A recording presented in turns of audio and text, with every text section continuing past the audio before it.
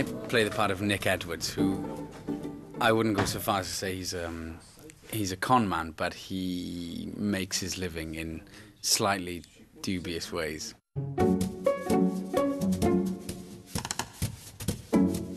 The team of people that Nick joins up with for the caper, for the scam, basically, are a brother and sister. The sister is Nick's initial interest in that she's the barmaid in his local bar that he's taken a shine to. And he discovers that the brother is a very talented artist, copy artist. Yeah. So he comes up with the idea that he could draw the 5 copies and then sell them with the help of the sister. Unfortunately, the sister doesn't share the same feelings as Nick does for her. So it creates some tension between the two, which resolves itself nicely.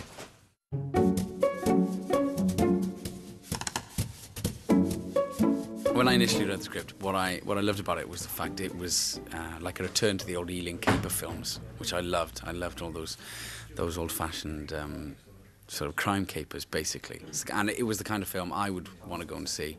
It's the kind of film you could take anyone to see as well. And yeah, it was a slightly different departure in the type of character for me. I've never played anyone like Nick, so that was a bit of a challenge.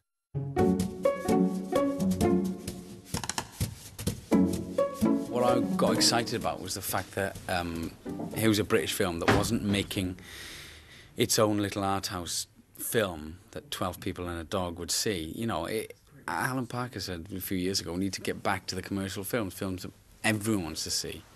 And I love that about this. It's quite unashamedly, not commercial, but a film that many people could enjoy. And I think, you know, the current state of the British film industry, it's about time we started making films again that are of this calibre, that are entertaining. So I was very excited to read something like that.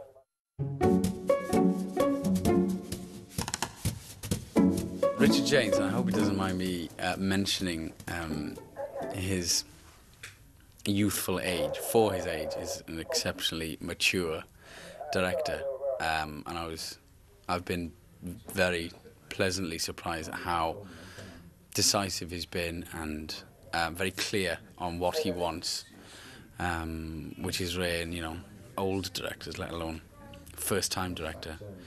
So it hasn't been an issue. I haven't felt like, oh, I'm going to work on a film that's with a first-time director, because it doesn't feel like that.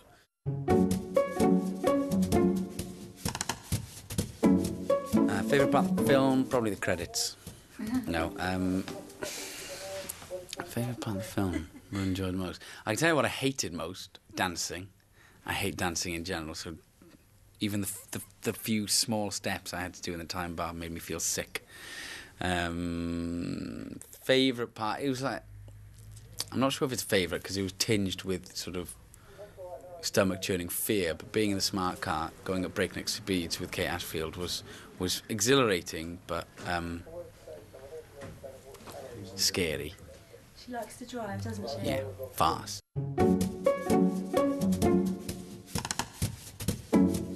Best thing I faked? Probably the conversation that got me this job, I think.